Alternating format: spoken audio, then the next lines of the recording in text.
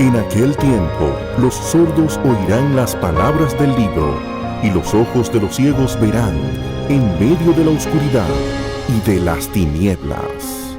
Entenderán, Ministerio de Sordos y Sordociegos de la Iglesia Bíblica del Señor Jesucristo. Se dice siempre, no juzgues un libro por la portada, porque hay libros que ciertamente tienen una portada que no dice para nada el gran contenido que podemos hallar allí. Y hay otros que son muy hermosos, cuyo contenido no debe ser apreciado en lo absoluto. Otro dicho es también, no todo lo que brilla es oro, porque podemos dejarnos deslumbrar y pensar que algo es valioso por el brillo que tiene, siendo quizás algo sin valor. Pero esas expresiones de sabiduría popular nos enseñan a no llegar a conclusiones precipitadas con respecto a personas, con respecto a circunstancias, con respecto a eventos, porque podemos llegar a conclusiones equivocadas. No es raro ver, por ejemplo, una fruta o un vegetal que luce muy bien por fuera y que sin embargo por dentro, cuando lo abrimos, está podrido. No es raro. O que tú estás pelando y comiéndote algunos pistachos y de la apariencia externa luce muy bien y puedes estar comiendo y llevarte la semilla a la boca para luego sentir que había problemas con ese pistacho. En malas condiciones. Porque somos propensos a juzgar las cosas por sus apariencias. Y eso abarca aún cosas espirituales. Por eso nuestro Señor nos dijo en Juan capítulo 7, 24, no juzguéis por la apariencia. Porque eso es un peligro que siempre está ahí. Y nuestro anhelo debe ser ver las cosas como Dios las ve. No seremos perfectos, no podremos tener la seguridad de que vamos a tener un buen juicio siempre, pero nuestro anhelo debe ser ver las cosas como Dios las ve, para no caer en conclusiones equivocadas sobre nada. La semana pasada comenzamos a estudiar la vida del rey David y vimos una introducción a nuestro personaje. Y hoy, si Dios lo permite, estudiaremos el pasaje que nos introduce a David en la historia bíblica. Pasaje en el que precisamente sale a relucir ese tema de nosotros juzgar las cosas por las apariencias. David vendría a sustituir a un rey, a Saúl. Por eso vamos a ver en primer lugar hoy Saúl desechado. Saúl desechado.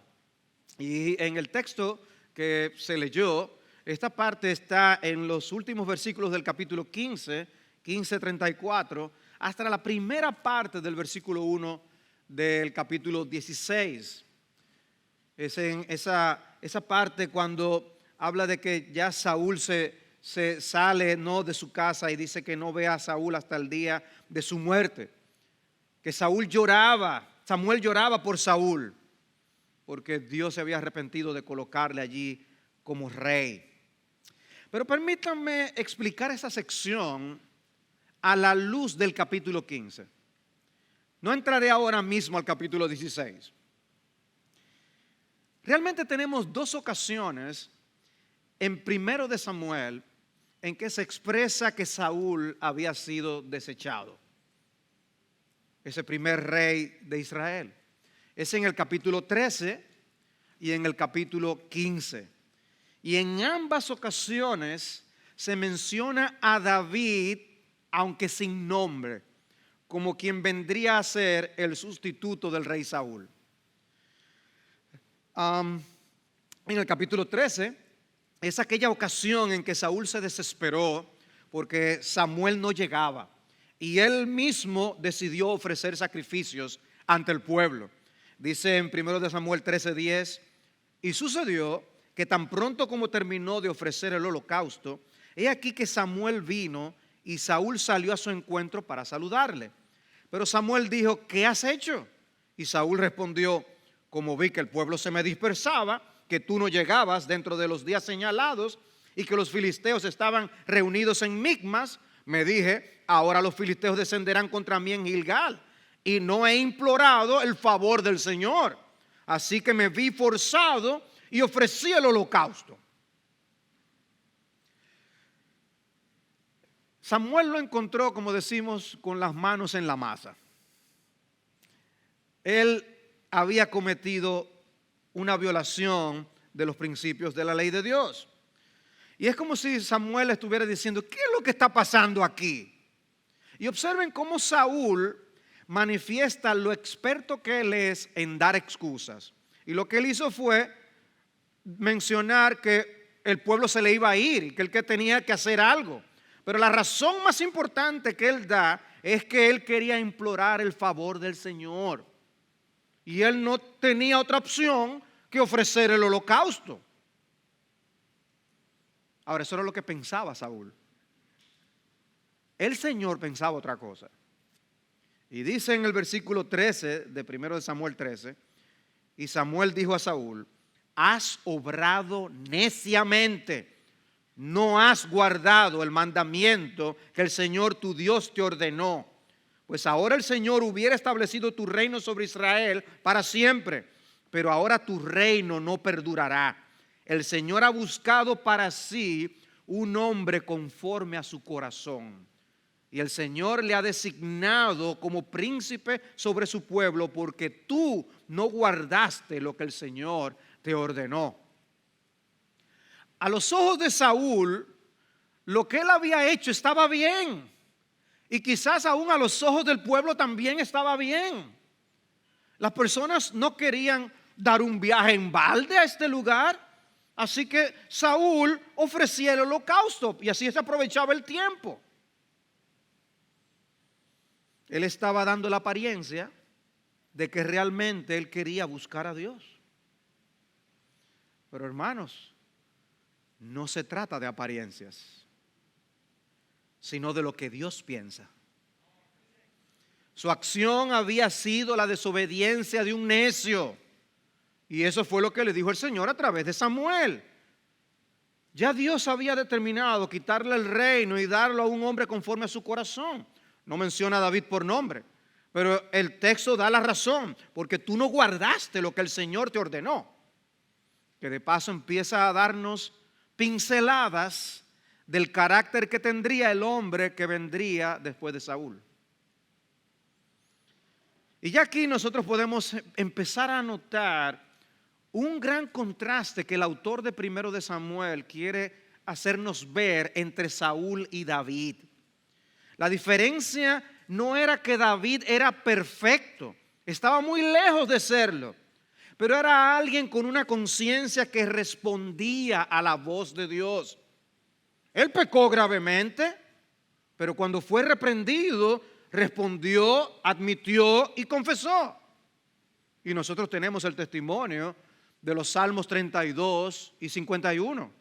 En el Salmo 32 David escribió, mientras callé mi pecado, mi cuerpo se consumió con mi gemir durante todo el día, porque día y noche tu mano pesaba sobre mí. Mi vitalidad se desvanecía con el calor del verano. Te manifesté mi pecado y no encubrí mi iniquidad. Dije, confesaré mis transgresiones al Señor y tú perdonaste la culpa de mi pecado. Eso hace un hombre piadoso. Saúl lo que hizo fue justificarse. ¿Tiendes tú a buscar excusas por tus faltas como lo hizo él? Porque recuerda que lo más importante no es lo que tú pareces ser, sino lo que tú realmente eres. ¿Recuerdan ustedes al pastor que la semana pasada, con respecto a los cultos de oración, hizo una confesión hace tan solo unos días? Yo no siento que estaba realmente procurando los cultos de oración con la emoción correcta. Había desidia en mi corazón. Y de seguro si uno empieza a buscar excusas, encuentra excusas para no estar aquí los miércoles en oración. Pero el pastor no fue eso lo que hizo, sino que lo admitió. La segunda ocasión en que se expresa que Saúl fue desechado está en el capítulo 15. En los primeros versículos del capítulo vemos que Dios da una orden a Saúl a través de Samuel para que atacara sin contemplación a los amalecitas. Samuel le dice: está atento a las palabras del Señor. Y el versículo 2 dice que es una orden del Señor de los ejércitos. Es como para uno decir: no, ok, no hay problema. Saúl los derrota, pero él se toma algunas atribuciones. Dice en 1 Samuel 15:8, capturó vivo a Agag, rey de los amalecitas, y destruyó por completo a todo el pueblo a filo de espada. Pero Saúl y el pueblo perdonaron a Agag y a lo mejor de las ovejas, de los bueyes, de los animales engordados, de los corderos y de todo lo bueno, y no lo quisieron destruir por completo. Pero todo lo despreciable y sin valor lo destruyeron totalmente. ¿Era eso lo que se le había pedido? Dios le había dicho que hiciera algo, pero él pensó que dejar vivo al rey Agag era mejor. Además, ahí había algunos animales muy buenos y de mucho valor. ¿Para qué desperdiciarlos? Se puso a calcular. A lo mejor tiró sus numeritos.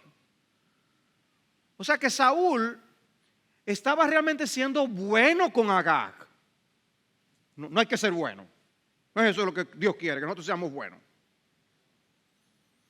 Y Saúl estaba también actuando como un buen administrador, ahorrándole al reino unos pesitos con esos buenos animales que había. Pero recuerden, hermanos, que no se trata de apariencias.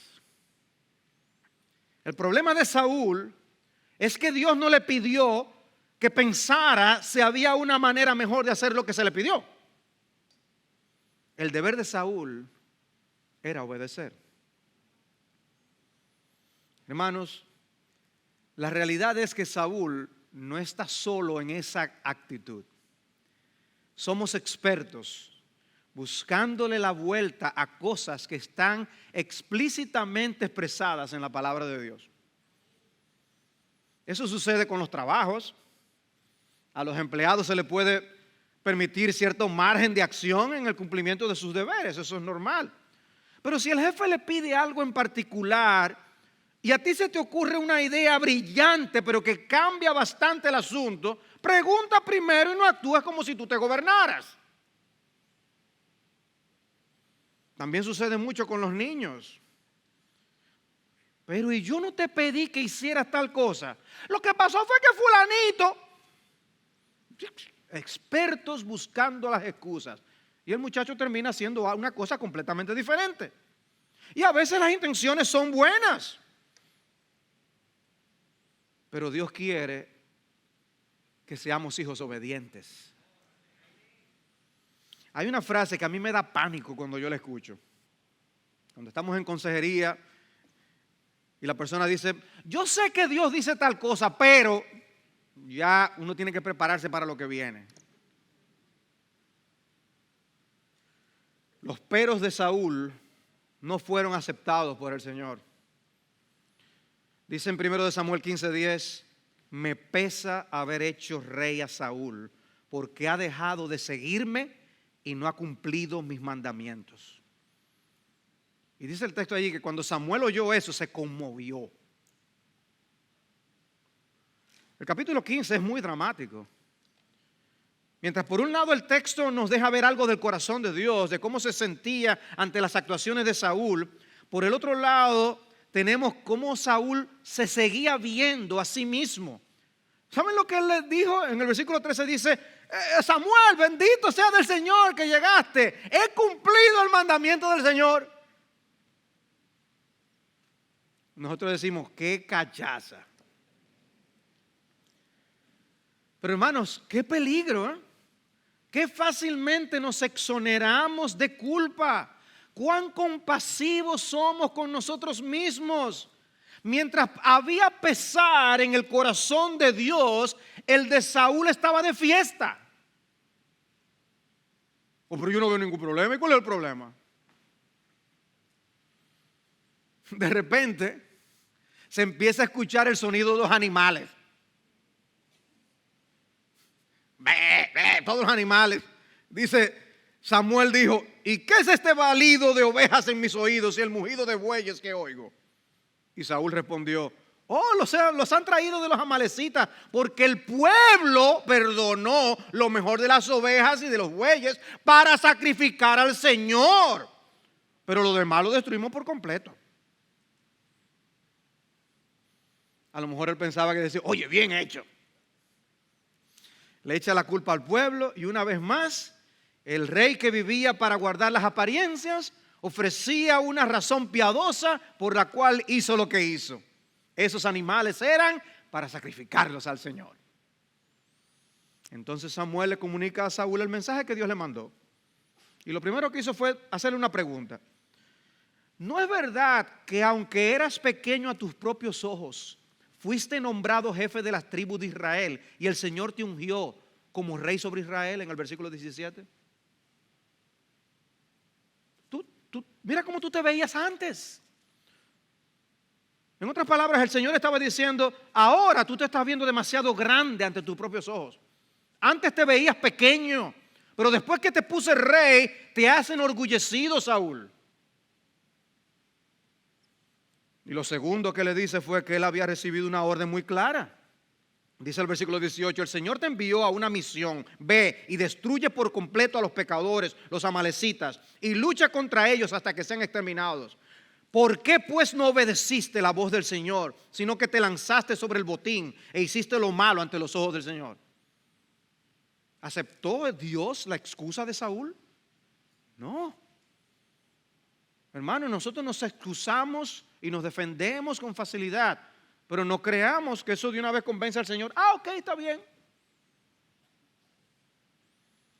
O sea, te tomaste la libertad de no obedecer porque te has ensoberbecido. No fue simplemente que dejaste de hacer lo que se te mandó. Hiciste lo malo. No estuvo bien eso, Saúl. El Señor nos ayude a no jugar con la palabra del Señor. ¿Creen ustedes que Saúl la entendió ya? O sea, Dios le acaba de decir, no obedeciste. Bueno, en el 20 dice esto. Yo obedecí la voz del Señor y fui en la misión a la cual el Señor me envió. Y he traído a Agag, rey de Amalec, y he destruido por completo a los amalecitas. Mas el pueblo tomó el botín, ovejas y bueyes, lo mejor de las cosas dedicadas al anatema, para ofrecer sacrificio al Señor tu Dios en Gilgal. Le entró por un oído y le salió por el otro. Y las palabras de condenación no se hicieron tardar. Y una vez más Dios le expresa que él había sido desechado. Se complace el Señor tanto en holocaustos y sacrificios como en la obediencia a la voz del Señor. He aquí, el obedecer es mejor que un sacrificio y el prestar atención que la grosura de los carneros. Porque la rebelión es como un pecado de adivinación y la desobediencia como iniquidad e idolatría.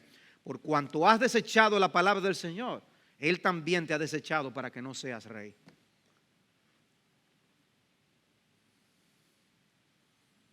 Hermanos, lo importante no es la apariencia. Hermanos, ¿con qué debemos nosotros conformarnos al venir aquí un domingo? En que nosotros tengamos un ambiente cómodo, hermoso, con música excelente, himnos, canciones que nos gustan, una predicación que esté en su puesto, buena, de la que digamos, qué buen sermón. Una oración formal, decente. Ya, qué bien ora el pastor. Es con eso que debemos conformarnos. Porque eso puede ser una mera expresión externa. Y va a haber expresión externa. Pero hermanos, no es malo que una persona dé una manifestación externa de que está adorando al Señor y cierre sus ojos, puede quizás alzar sus manos. No es malo. Pero es malo si nosotros hacemos creer que estamos adorando cuando no lo estamos haciendo. O cuando hacemos creer que estamos presentes, el cuerpo está presente, pero el alma está, uno no sabe ni dónde. ¿No? Dios quiere que le adoremos en espíritu y en verdad, involucrados, participando, dándole mente a lo que estamos cantando, a lo que se está leyendo, a lo que se está predicando. Sí, Señor, dime más, yo necesito, oh, gracias por señalarme eso, Señor. Oh, ayúdame a poder ser obediente en esto. Ay, líbrame de yo caer en la misma actitud de Saúl. No es esa la actitud con la que tenemos que estar aquí adorando al Señor. Hay una interacción entre el cielo y la tierra.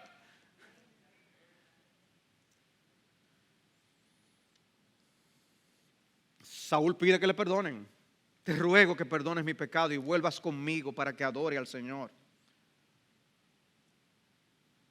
¿Qué es lo que él quería realmente?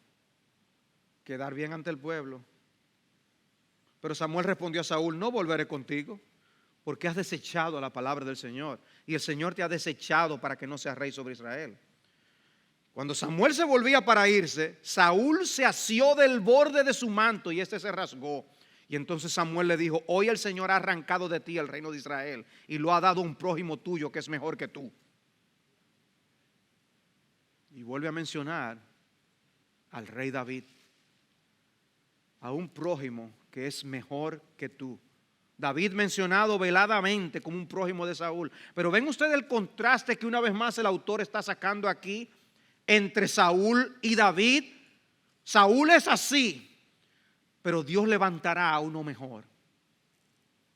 Un contraste entre David y Saúl que seguirá en el primer libro de Samuel. Y con todo lo que se le dijo a Saúl, escuchen lo que él le pidió a Samuel: he pecado, pero te ruego que me honres ahora delante de los ancianos de mi pueblo y delante de Israel, y que regreses conmigo para que yo te adore, para que yo adore al Señor tu Dios. Una vez más, lo que Saúl quería era guardar las apariencias. Guardar las apariencias. La idolatría de guardar las apariencias.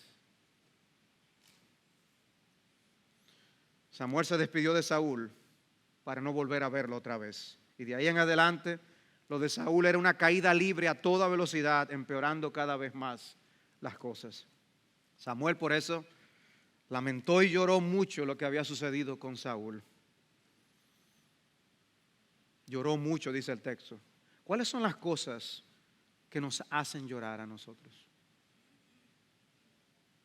¿Son únicamente aquellas cosas que nos afectan nuestros intereses personales? Porque en este caso Samuel lloraba por todo lo que implicaba esto para Saúl y para el pueblo. ¿Cuánto lamentamos el que alguien no ande en buenos pasos? Si algo que está sucediendo en la sociedad está mal, pero no me afecta a mí, ¿significa que no me debe afectar emocionalmente? Me gustó lo que el comentarista Dale Davis usó, una frase muy cierta. Hay algo encomiable e instructivo en el lamento de Samuel. Dice, ahí en ese lloro de Samuel hay algo que aprender. Aprender a llorar por las cosas que afectan el corazón de Dios. El capítulo termina, sin embargo, con estas palabras: el Señor se había arrepentido de haber puesto a Saúl por rey sobre Israel. Eso era digno de ser lamentado. Pero ya estaba bueno. ¿Hasta cuándo, le dice el Señor a Samuel, te lamentarás por Saúl después que yo le he desechado para que no reine sobre Israel? En otras palabras, ya es hora de hacer otra cosa, Samuel. Es hora de que te levantes y actúes. Y por eso lo próximo que nosotros tenemos es Samuel comisionado. A partir de la segunda parte del versículo 1 del capítulo 16 hasta el versículo 10 está la orden que le da Dios a Samuel para ungir a un nuevo rey. Todavía no le dice quién es, pero sí le dice a dónde debe dirigirse. Es evidente en todo esto que lo que ha pasado con Saúl no fue un complot en el que Samuel estaba involucrado. Y esa forma en que el texto nos dice lo mucho que lamentó y lloró Samuel es parte del asunto. No fue asunto de Samuel, fue Dios que desechó a Saúl. Ahora, Dios da instrucciones entonces a Samuel para ungir a un nuevo rey. Y la forma en que lo dice es interesante. Llena tu cuerno de aceite y ve, te enviaré a Isaí el de Belén. Y ya ese Belén debe empezar a ir sonando en nuestros oídos. Porque de entre sus hijos he escogido un rey para mí. Me he provisto rey, lo traducen algunas versiones. Un énfasis, el asunto no depende de los hombres, el ungido es un escogido de Dios. Dale Davis, una vez más, en su forma particular de decir las cosas, dice: algunas veces Dios debe salvarnos de nuestros propios salvadores. Cosas a las que nos aferramos para que nos solucionen el problema, para que nos saquen a camino. Dice, a veces Dios tiene que salvarnos de esos mismos salvadores, para que aprendamos la lección, que es Él, el verdadero soberano. Ahora, Samuel detecta un problema en la orden que Dios le da. Y Samuel respondió, versículo 2, ¿y cómo puedo yo ir? Cuando Saúl lo sepa, me matará. Obviamente, Samuel tenía miedo a Saúl. No se nos da mucha información, pero parece que Samuel conocía bastante el carácter de Saúl como para saber que había peligro en ir a Belén. Los servicios de inteligencia del rey le harían saber, como vemos en otras circunstancias en el texto bíblico, que le iban a informar al rey Saúl. Y si Saúl se enteraba de que el viaje tenía que ver con el hecho de que el Señor había escogido otro rey, hasta ahí llegaba Samuel. Miedo a Saúl. Pero el Señor le brinda una solución. Versículos 2 y 3, al final del 2, dice, y el Señor dijo, toma contigo una novilla y di, he venido a ofrecer sacrificio al Señor. Invitarás a Isaí al sacrificio y yo te mostraré lo que habrás de hacer. Entonces me ungirás a aquel que yo te indique. Nosotros vemos aquí que Dios le provee una solución al miedo que tenía Samuel. Di que tú vas a hacer un sacrificio.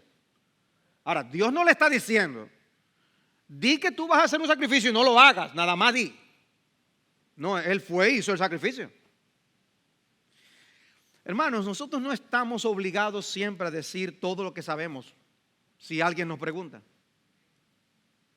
Hay información que no se le puede dar a todo el mundo.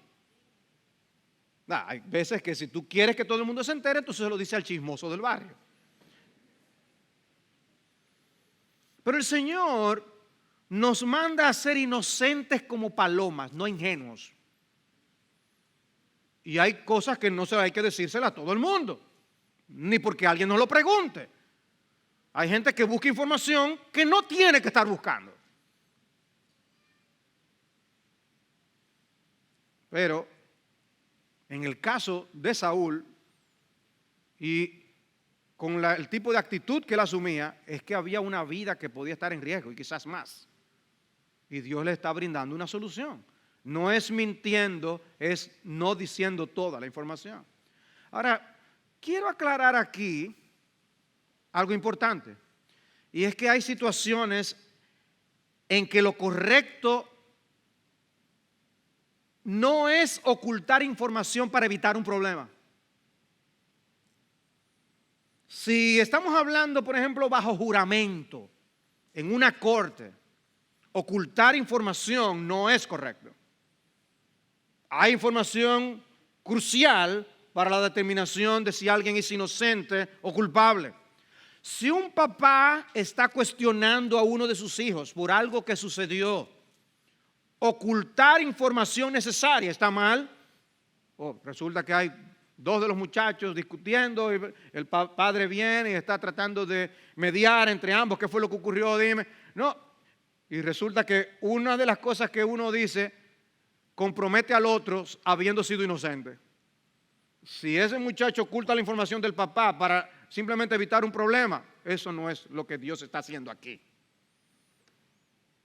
De manera que hay discernimiento que usar en casos como lo que estaba viviendo Samuel. En este caso es Dios mismo que está autorizando a Samuel a decir uno de sus propósitos de su visita y no decir el otro. Samuel obedece y sale y visita la casa de Isaí. Dice el texto, Samuel hizo lo que el Señor dijo. Un contraste de obediencia para lo que hemos venido leyendo con respecto a Saúl. Dice que fue a Belén. Ahora, los ancianos salen al encuentro. Y así como Samuel le tenía miedo a Saúl, los ancianos de Belén manifiestan que también le tenían su miedo a Samuel. Dice, y los ancianos vinieron al encuentro temblando y dijeron, tú vienes en paz. ¿Qué pregunta? ¿Y por qué esta gente estaba con ese miedo? Ay, se levanta esta inquietud. ¿Será que habrán oído lo que Samuel le hizo a Agag después que Saúl lo había perdonado? Porque en el relato se dice muy claramente cómo exterminó Samuel a Agag. Y si ellos se enteraron, dijeron, uy, viene para acá. Señores, ¿hay alguien de ustedes que ha hecho algo malo? Inmediatamente quizás empezaron a preocuparse. ¿Para qué venía Samuel? Pero Samuel le despeja de las dudas diciendo que él había venido en son de paz. Y les comunica el propósito. He venido a ofrecer sacrificio al Señor. Samuel entonces invita a los ancianos y a Isaí y su casa a que se consagren. Interesante eso. Aunque el sacrificio no era el propósito principal de la visita, no por eso debían involucrarse en la adoración del Señor sin la debida preparación. Y Él les manda a consagrarse. Y así como se preparaban externamente, la mente y el corazón se preparaba para lo que ellos iban a realizar. Eso nos dice algo, hermanos. Cómo nosotros debemos preparar nuestras almas para adorar al Señor. Hay una diferencia en cuando preparamos nuestras almas a lo que venimos a hacer, a cuando no. Y luego venimos a esa sección crucial del texto, cuando entramos en el proceso de la elección, de encontrar al elegido del Señor. En los versículos 6 al 10 es cuando entonces encontramos ese proceso. Y es más o menos así, dice, y aconteció, versículo 6, que cuando ellos entraron, vio a Eliab y se dijo, ciertamente el ungido del Señor está delante de él. Pero el Señor dijo a Samuel, no mires a su apariencia, ni a lo alto de su estatura, porque lo he desechado. Pues Dios no ve como el hombre ve, pues el hombre mira la apariencia exterior, pero el Señor mira el corazón. Cuando entraron, los ojos de Samuel inmediatamente se posaron sobre Eliab. O sea, quizás uno puede hasta imaginar la escena de que van entrando y de repente entra este hombre. Inmediatamente los ojos de Samuel se colocan sobre él. Un solo vistazo le bastó para llegar a la conclusión, ese tiene que ser el hombre. Dijo, ciertamente el ungido del Señor está delante de él. Samuel se quedó impresionado con Eliab y ya casi estaba derramando el aceite sobre él. Y uno se pregunta, ¿fue suficiente lo que él vio como para convencerle de que ese Eliab era mejor que Saúl? No, Dios le había dicho a Samuel, yo te diré quién es. No era para que tú llegaras a conclusiones. Yo te diré quién es. Pero Samuel se quedó hipnotizado con su apariencia, pero no el Señor. Y el Señor corrige a Samuel por su apresurada conclusión. No mires a su apariencia, ni a lo alto de su estatura, porque lo he desechado. ¿No les recuerda esa palabra algo? Es la misma palabra que Dios usó en más de una ocasión para hablar de Saúl. Ese no es. Ese no es. El hombre mira el exterior, Dios mira el corazón. Y así pasaron los demás hermanos y dice que todos fueron desechados. El Señor no ha escogido a estos. Fue la evaluación final que Samuel le expresó a Isaí. Si Dios no mete su mano, hubieran escogido a alguien que era igual o peor que Saúl. Cuando el Señor le dice a Samuel, no mires a su apariencia, pudiera parecer una declaración que solo tiene que ver con Samuel. Eso es un problema de Samuel. Pero amados hermanos, no, esa declaración tiene que ver con todos nosotros. Por eso el texto dice, el hombre mira la apariencia exterior, pero el Señor mira el corazón. Nuestra tendencia como hombres es a fijarnos en lo externo. Las primeras impresiones, amados hermanos, pueden ser muy peligrosas.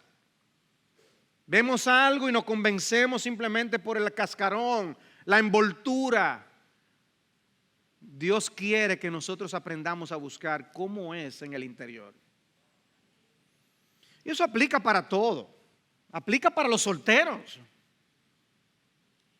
Las primeras impresiones, ¡pam! Corazones derretidos por la primera impresión. Y luego, no era lo que yo creía. Un producto nos puede parecer maravilloso hasta que leemos las evaluaciones que otros están diciendo. Con el primer uso se dañó. Ahí mismo a buscar otro. Hermanos, no confiemos tanto en nuestros instintos. Dios quiere que seamos cuidadosos, que no confiemos en nosotros mismos, sino que confiemos en el Señor.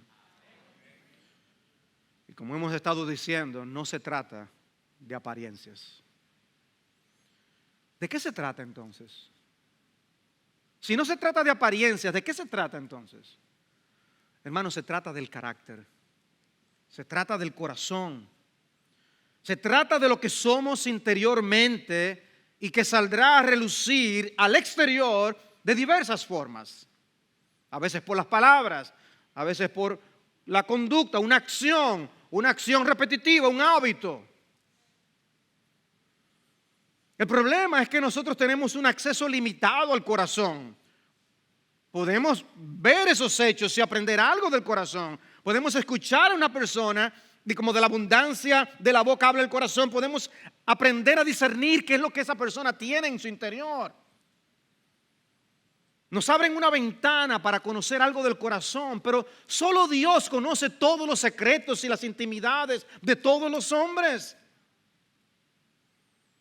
Como dice el Salmo 98, nuestros pecados secretos están a la luz de tu presencia. Proverbios 17:3, el Señor prueba los corazones. Jeremías 17:10, yo escudriño el corazón, pruebo los pensamientos. Hebreos 4:13, no hay cosa creada oculta a su vista, todas las cosas están al descubierto y desnudas ante los ojos de aquel a quien tenemos que dar cuenta. Ese es nuestro Dios. Pero hoy hay una tendencia a minimizar el carácter en todas partes. Para dar un empleo, para colocar a un funcionario y hasta para dar el papel a alguien en una película, lo que se busca es llenar una cuota racial o sexual. Las críticas llovieron esta semana en los Estados Unidos porque el presidente anunció que quiere colocar a una mujer de raza negra en la Suprema Corte de Justicia. Y la crítica es precisamente que no se trata de buscar a la mejor persona del cargo, sino simplemente a buscar una cuota de cierto grupo. Lo importante ya no es el carácter o el conocimiento o la habilidad. Él descartó de plano a todo lo que el hombre, a todo el que sea hombre y que no sea negro. Y así han llenado muchos puestos, no solo en puestos allá en los Estados Unidos, en todo el mundo. Así se llenan puestos, así se llenan lugares en las oficinas. Y aún en las iglesias, donde lo importante no es el carácter ni la capacidad, hay una apariencia de equidad que buscan dar. Pero nosotros debemos ser observadores y discernir el carácter de los que se postulan en la política. Por eso, ¿quiénes más aquí equipados para saber cómo votar que una persona que tenga el discernimiento del Espíritu Santo? ¿No deberíamos ser nosotros los cristianos los que mejor voten en ese sentido? Porque uno oye lo que dicen y uno dice, bueno, pero hay gente que dice, no importa, como quiera, espérate. El carácter importa. Aman el dinero, honran sus matrimonios, son valientes o se dejan controlar por otros, aman al pueblo realmente. Y el tiempo se encarga de mostrar que el brillo original no era por ser oro. El problema es que muchas veces nos damos cuenta cuando es demasiado tarde. Pidamos a Dios que nos dé discernimiento para elegir siempre a los mejores candidatos. Dios complació a Israel. Ellos que estaban pidiendo por un rey y ser iguales a las demás naciones. Y Dios se lo dio. Era impresionante a la vista, pero no por dentro. Dice primero de Samuel 9:2, y tenía un hijo que se llamaba Saúl, favorecido y hermoso. No había otro más hermoso que él entre los hijos de Israel. De los hombros hacia arriba sobrepasaba a cualquiera del pueblo. En otras palabras, nadie podía evitar ver cuando entraba Saúl a un lugar. Y en el capítulo 10, versículo 23 dice, corrieron y lo trajeron de allí. Cuando estuvo en medio del pueblo, de los hombros arriba sobrepasaba a todo el pueblo. Y Samuel dijo a todo el pueblo, ¿veis al que el Señor ha escogido? En verdad que no hay otro como él entre todo el pueblo. Entonces todo el pueblo gritó y dijo, ¡viva el rey! Pero fue para su maldición. Samuel no aprendió la lección y se dejó impresionar por la apariencia de Eliab. Hermanos, ¿qué tipo de hombres coloca Dios en sus iglesias? Porque nosotros tenemos un énfasis en las Escrituras en las cualificaciones que Pablo ofrece sobre los pastores y los diáconos. Y por eso Pablo instruyó a Timoteo y le dijo, no impongas las manos con ligereza. Eso no es algo para tratarlo con superficialidad. Hay que revisar la vida de aquellos que son colocados en los oficios de pastor y diácono. Debemos imitar a los discípulos de la iglesia primitiva, quienes al buscar un sustituto para Judas, le oraron al Señor que les mostrara cuál era el escogido entre Barsabás y Matías. Dice, y habiendo orado, dijeron, tú, Señor, que conoces el corazón de todos, muéstranos a cuál de estos dos has escogido para ocupar este ministerio y apostolado. Y lo que nosotros tenemos que hacer siempre es rogar a Dios que envíe obreros a su mies. Que Él nos envíe a aquellos que son conforme a su corazón. Y finalmente David ungido.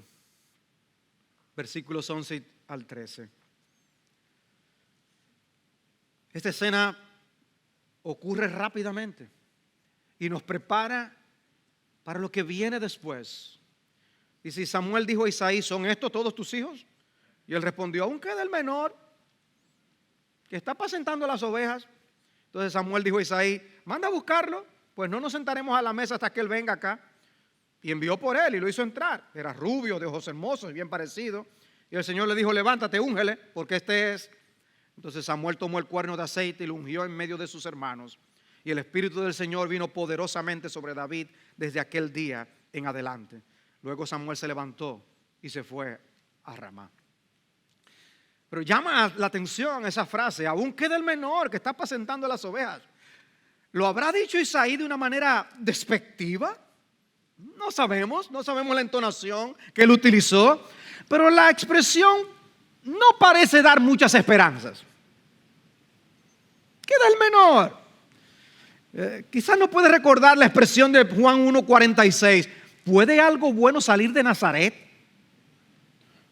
¿Puede algo bueno salir de alguien que es el menor, que está cuidando las ovejas? O la expresión en Marcos 6:3. ¿No es este el carpintero? Porque No puede ser que el Mesías sea un carpintero. Quizás para Isaías, no puede ser que el rey sea el que cuida ovejas. Pero ven ustedes cómo el Señor hace las cosas. Joven, no descartes que el ojo del Señor quizás está depositado sobre ti hoy. Pablo le dijo a Timoteo: ninguno tenga en poco tu juventud. Pero también sucede que los jóvenes se descartan a sí mismos. Joven, trata de entender que Dios puede hacer una obra en tu corazón y prepararte de tal manera que Él se glorifique en tu vida por las determinaciones que temprano en tu vida tomaste, como ocurrió con Jonathan Edwards, cuyas resoluciones son famosas, habiéndolas tomado esas resoluciones en su juventud. Pero muchos jóvenes lo que quieren es ser jóvenes quizás hasta la mitad de su vida. No, madura. Asume compromisos y responsabilidades cada vez más importantes. Por otro lado está el problema de que a veces se exigen experiencia y experiencia y experiencia. Si no hay experiencia, no le dan el trabajo. Y entonces, ¿cómo van a aprender y a tener experiencia? David, recuerdan que no podía ni cargar la armadura del rey Saúl. No sé exactamente cómo era todo en el físico. Yo lo que sé es que cuando Goliat lo vio se rió.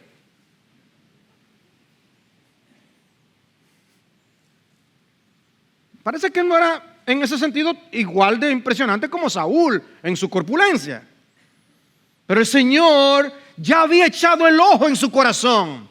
Ni su papá ni sus hermanos se habrían imaginado que ese joven sería el más grande autor de la más extraordinaria colección de oraciones de todos los tiempos. ¿No nos debe eso llenar de esperanza en la labor de paternidad que estamos llevando a cabo? Esos que hoy son bebés, esos que son los niños y jóvenes, lo que pueden hacer para la gloria de Dios. Necesitamos visión y orar con esperanza para que Dios use a esos jóvenes, a esos niños.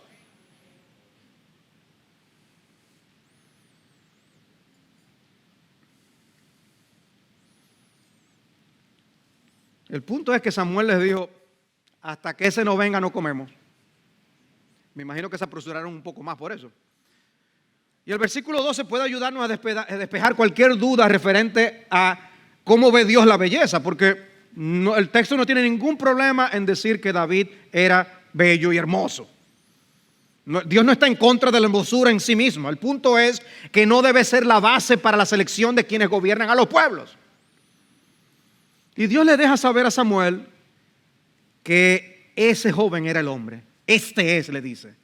Y así este hombre fue ungido con todo y su olor a oveja que tenía en ese momento. Y por fin se nos da su nombre. En el versículo 13, por primera vez, se nos dice que se está hablando de David.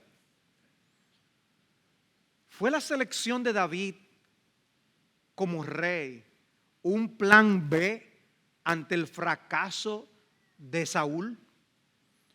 No, hermanos. Las palabras de Génesis 49 nos aclaran esto muy bien. En Génesis 49:10, Jacob está hablando y dice: el cetro no se apartará de Judá, ni la vara de gobernante de entre sus pies, hasta que venga Silo y a él sea dada la obediencia de los pueblos. Dice que a ese descendiente de Judá se le daría la obediencia de los pueblos, a nuestro Señor. De manera que no fue un plan B. En Génesis 49 ya se está diciendo que alguien que vendría de Judá gobernaría de esta forma. Y como explicábamos la semana pasada, el Mesías vino del rey David, era un hijo de David. Wow, qué historia. resalta a la vista que el propósito del autor de Primero de Samuel no es hacer una biografía de David, porque su historia comienza prácticamente aquí con su ungimiento. Lo que el Señor nos deja saber más allá de toda duda es que es Dios quien escoge el que debe ser rey. Y como podemos ver a lo largo de toda la Biblia, el Señor con frecuencia escoge a los individuos que la lógica humana no hubiera seleccionado. Porque Dios, como dice alguien, no es esclavo de nuestras convenciones. Dios es Dios, el Dios soberano, absoluto de la tierra. Y Él es nuestro Padre celestial. Y observen una vez más un contraste entre Saúl y David. Si miran el versículo 14, verán que dice que el Espíritu del Señor se apartó de Saúl. Y en el versículo 13 destaca la manera permanente en que el Espíritu estaba en David. Dice, y el Espíritu del Señor vino poderosamente sobre David desde aquel día en adelante.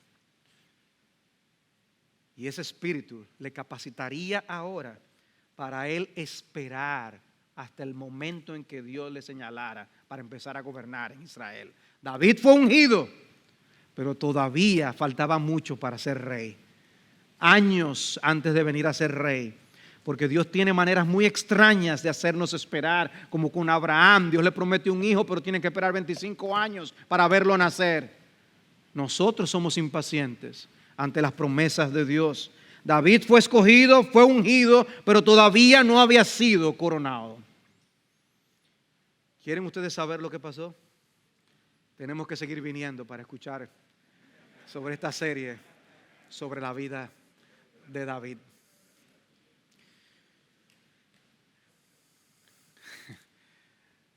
La semana que viene, si Dios lo permite, el pastor Eric estará predicando, pero dentro de 15 días seguiremos entonces con la serie del rey David. Sigan orando por mí, sigamos orando por todos nosotros, que nosotros podamos seguir aprendiendo de esta historia. O que el Señor nos ayude a que nosotros no seamos meras apariencias, sino que seamos hombres y mujeres conforme al corazón de Dios. Vamos a orar. Padre, te damos gracias una vez más por tu palabra. Gracias porque ella es viva, porque ella es eficaz. Concédenos ver esa eficacia en nuestros propios corazones. Señor, te rogamos que nos edifiques y te rogamos que tú salves para gloria y honor de nuestro Señor Jesucristo. En su nombre, amén.